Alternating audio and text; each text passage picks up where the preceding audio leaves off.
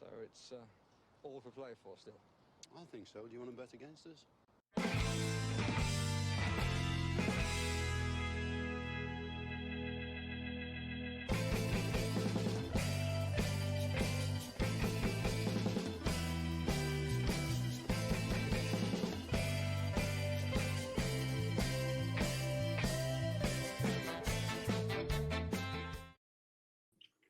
Hey everybody, and welcome to For the Love of Paul McGrath podcast. Today I want to come on and I want to have a quick chat about something that has come across the newswire recently. It's to do with financial fair play. It was recently reported in lots of newspapers, lots of media, that there was going to be financial fair play changes coming.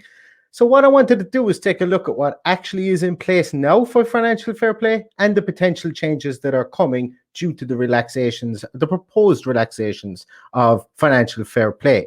So without further ado, what I'm going to do is I'm going to slink into the background and make financial fair play my big guest for today. So what I wanted to do firstly was take a look at what is financial fair play. So the definition of financial fair play is that it was established to prevent professional football clubs spending more than they earn in the pursuit of success, and in doing so getting into financial problems which might threaten their long-term survival. So this was something that was brought to task by UEFA, and it was wrapped up in a little bow with the idea of saving clubs. That's what it was. The smaller clubs would be saved from themselves, from overspending in the pursuit of success, and in doing so, getting into financial problems. But was that what it was really about? I'm sure it was, and the best intentions were within this plan. But there has been lots of rumors and murmurings that there may have been a bit of a lobbying group around financial fair play. And what do I mean by that?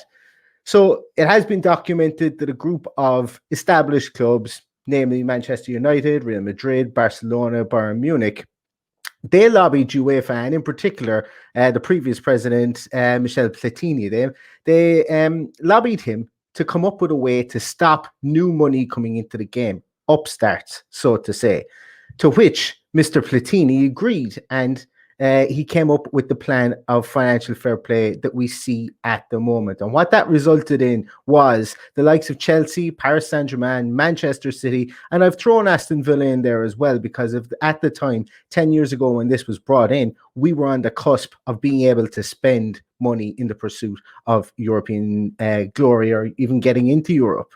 But what it did was it meant that we couldn't break open the piggy bank as we would have been able to do, because of the new laws that were brought in for financial fair play. And it was essentially brought in around Chelsea's new money, where essentially, over the last however many years Abramovich has been in charge, he's more or less written a blank check for over $1 billion in debt for that club, but he was able to afford it.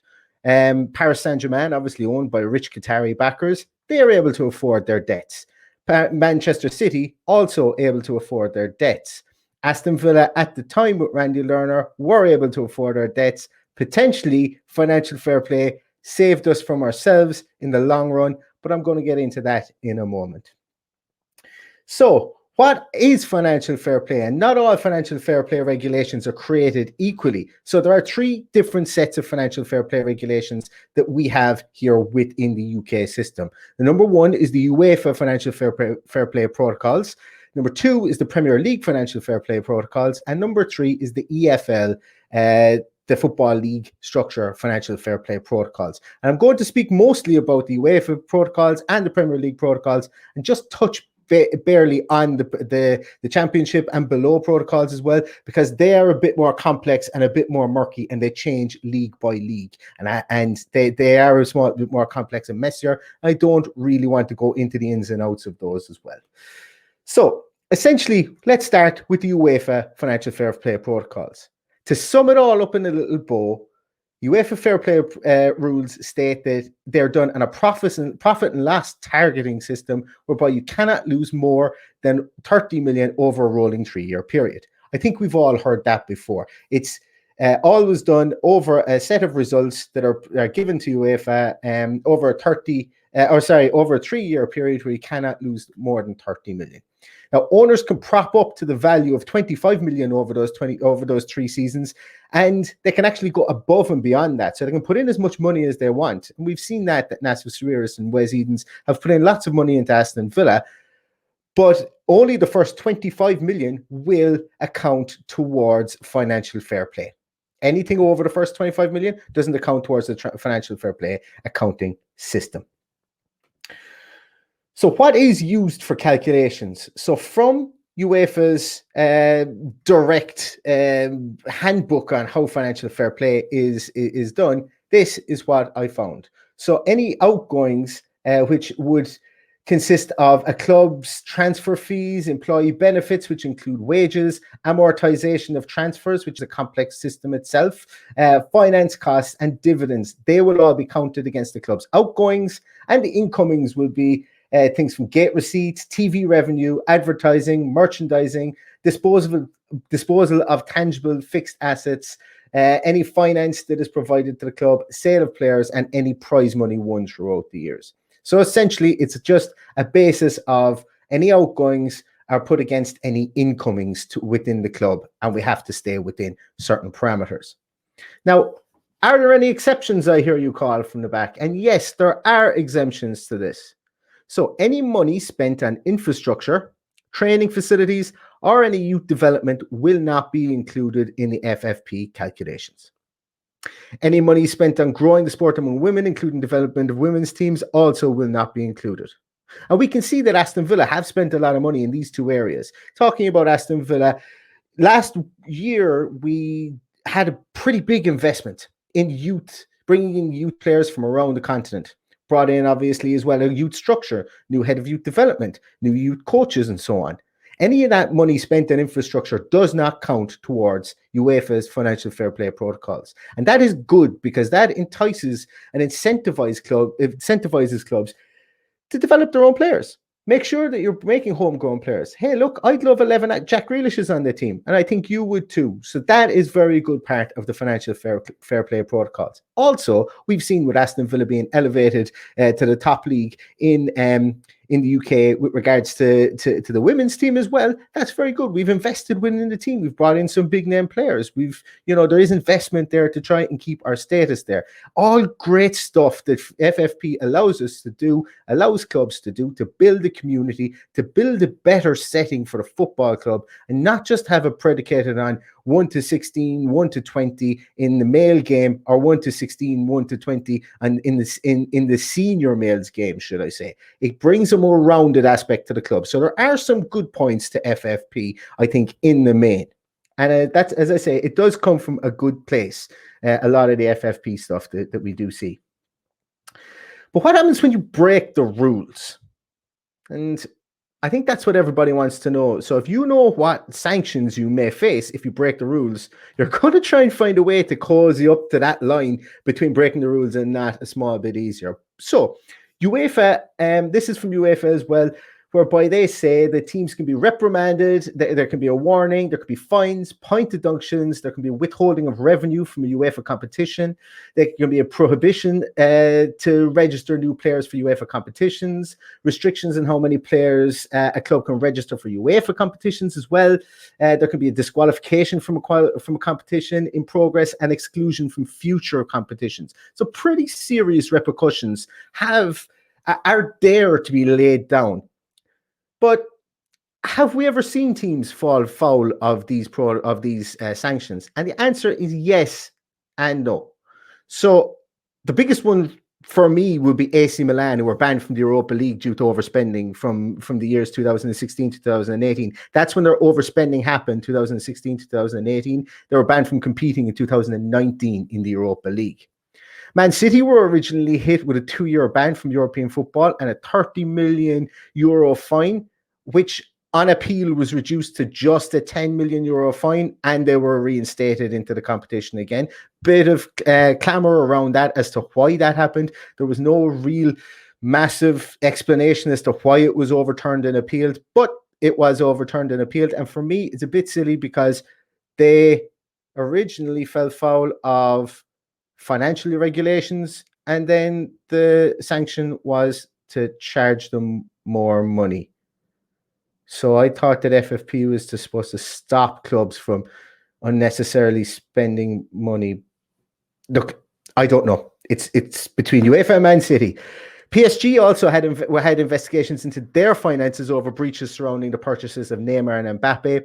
But both the Court of Arbitration of Sport and UEFA investigators overturned this and stopped the investigation. It was overturned in appeal with CAS, and then it was investigations were stopped also into this as well. Another piece, there's not a lot of information on that. It was like UEFA just kind of laid down and kind of said, okay, we're not going to look into this anymore. There wasn't any more pieces that came out of that. I'll let you do your own research on it. For me, everything was dropped, and PSG were more or less in the clear.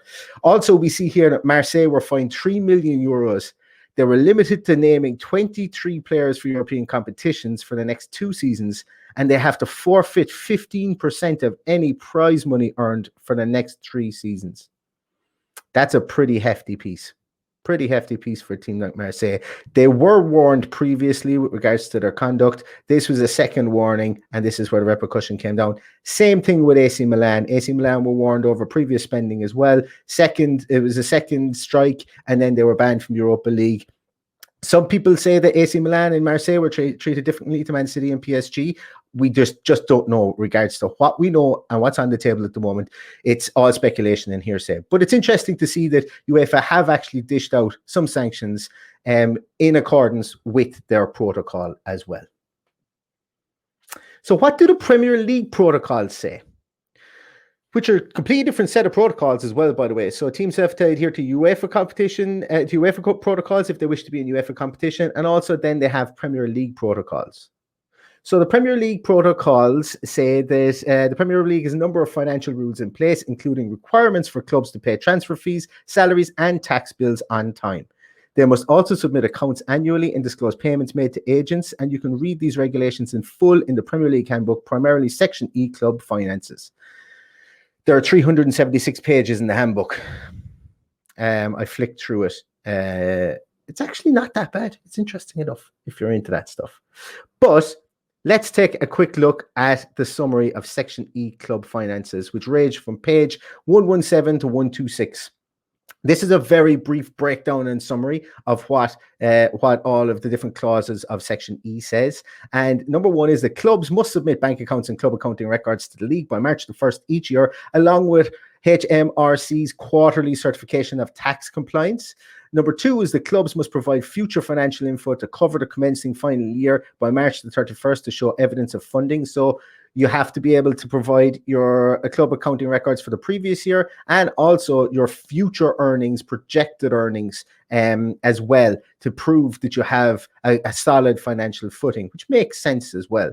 But the big thing is that clubs can calculate losses up to 105 million over a 3-year period, with the season 2019-2020 not included due to COVID. So when you think about this, FFP for UEFA means clubs can calculate losses of up to 30 million over a 3-year period. The Premier League says 105 million over a 3-year period. That's a target that, in my view, it's not unassailable, and it is attainable, but it was very difficult to hit.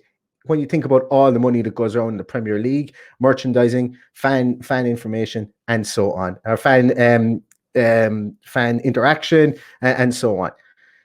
It's quite a big target, but it's there for a reason, and it gives a small bit of a footing for Premier League teams as well. There's also something that I don't have here that was abolished in 2019. The Premier League did have a wage cap in 2019, and this wage cap was called the STCC, which is the short-term cost control, where basically you could only increase your wages by 7% a year, and then you could add any monies earned during the course of the year, any profits you had, you could also use that to spend on wages. Now, no teams really adhered to it. Some teams did, like Crystal Palace. They adhered to this, but other teams didn't, and realistically, you can probably take your pick from any team in the top 10. It was just something that wasn't enforced. So it was just one of those things they decided to get rid of it. It was very difficult to enforce, and people weren't really looking at it and at it an awful lot, and they just got rid of it in 2019. So they didn't even do any. There wasn't any fanfare about getting rid of it or anything, but they did get rid of the wage cap in the Premier League. To be honest with you, I didn't even know it was really there. So there wasn't an awful lot made out of it at the time. Moving on there, what sanctions happen if you break financial fair play within the Premier League? So number one is the club spending would be curtailed to adhere to a preset budget while providing future accounts to prove financial viability.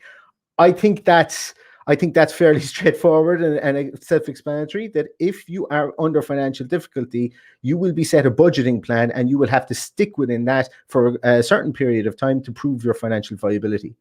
The Premier League may refuse the club grounds to sign or register new players to comply with financial restraints, and there is a potential of points deduction as well should you not be able to adhere to the rules after any mitigating situations like the above are brought into play.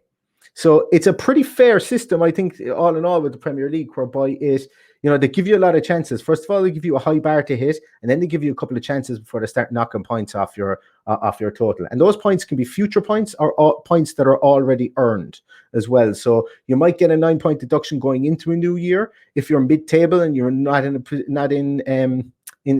being threatened with relegation or something, or if you are being threatened with relegation or maybe getting into the top four, you might get a 9-point deduction mid-season. I don't know how that's calculated, but it can be one or the other. So let's just take a little look at the EFL financial fair play summary. So I'm not going to go into too much detail with this, but this is the third and the final piece of the jigsaw with financial fair play. You can lose up to 39 million over 3 years, but this is only for the championship. So it doesn't equate to League One or League Two. And you can also have different rules if you've been relegated from the Premier League due to parachute payments, etc., etc. QPR have fallen victim of this before. They settled for £42 million in 2018, and they faced the transfer embargo in the January 2019 transfer window. And this was in relation to spending during the promotion year in 2014 under Tony Fernandez. They spent a lot of money. There was irregularities. They overspent, and it came back to bite them in 2018. After all investigations were done, and that was done by the EFL. That was done by the Football League as opposed to the Premier League. But they overspent to get promoted to the Premier League. They had some difficulties in the Premier League. They came back down again, and they were hit with this massive, massive fine. Birmingham had a 9-point deduction as well because they were paying £202 for. They were paying £202 in wages for every £100 that they recouped back in incomings. That is not the way I would like to run a club. But we all know that Birmingham had 9 points deducted at that time. That's why they were almost spending double the amount in wages as they had incomings coming into the club, which to me is mind-blowing. But as I say, there's countless other pieces in there. We all know that Bury Football Club went to the wall. There's some really strange rules there. I know that Bill Kenwright tried to give them £1 million to help them stay afloat. The EFL knocked that in the head and said it wasn't going to be allowed because Bill Kenwright was still a director with Everton. It would have been seen as a conflict of interest. So they let a club go to the wall as opposed to having somebody bail them out. And fair play to Bill Kenwright. A lot of Everton fans might have talked about him penny pinching, but that was a real honourable thing to do to try and save a club. Some owners, the financial fair play in the lower leagues, maybe it isn't looked at as best as it could. Some owners tend to kind of get sick of running the club, and then they flog it off for £1, and they've got massive debts, as we saw with Bolton, who nearly went to the wall. We nearly went to the wall as well. We were a couple of hours away from it, and thankfully we've got some really good owners who have the deep pockets to be able to bring us out of the mire as well. So these reported changes to financial fair play. So what we've heard so far is the Gazzetta dello Sport have been the ones that broke it yesterday, and it was broken in other places as well. And that basically Andrea Taverna, the director of financial operations within UEFA, has come out and said that we need to change the rules. The rules need to be changed, need to be relaxed due to COVID reasons, not having anybody in the stadiums and so on. The UEFA president, Alexander Seferin, has agreed with this. And he said, yeah, listen, let's look into it. Let's see what we can do.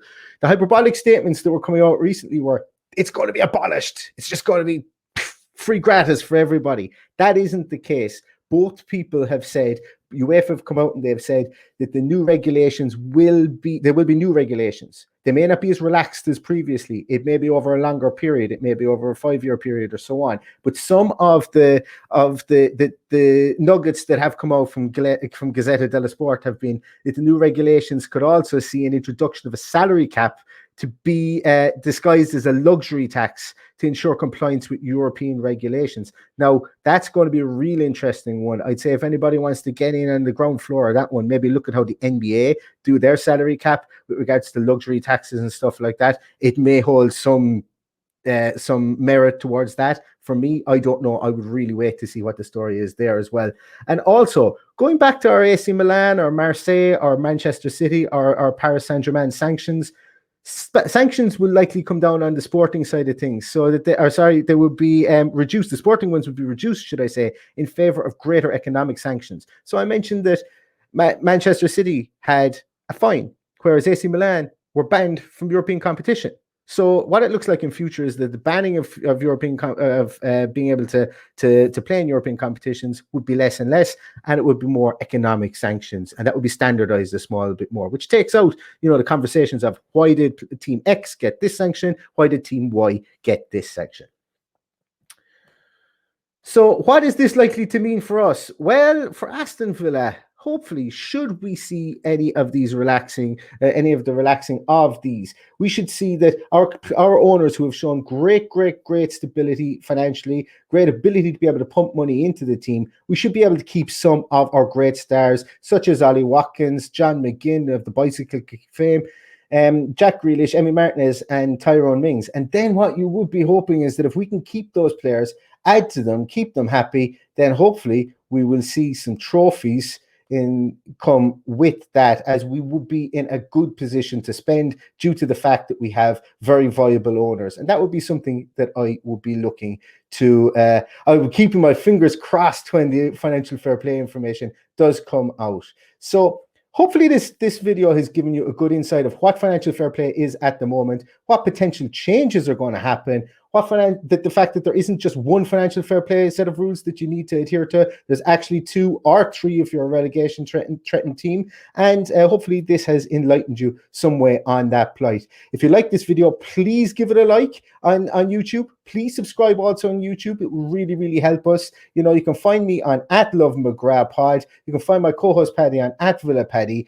And we will be back with some more audio pods as well. We'll also be doing some features like this on YouTube. If you guys really like what I've done here and you'd like me to do this on other topics, please let me know in the comments. I'd only be too delighted to do some videos like this. But thanks so much to everybody for your support. I really appreciate everything you do for the podcast and for now this YouTube channel. And all that's left to say until the next time is up the Villa.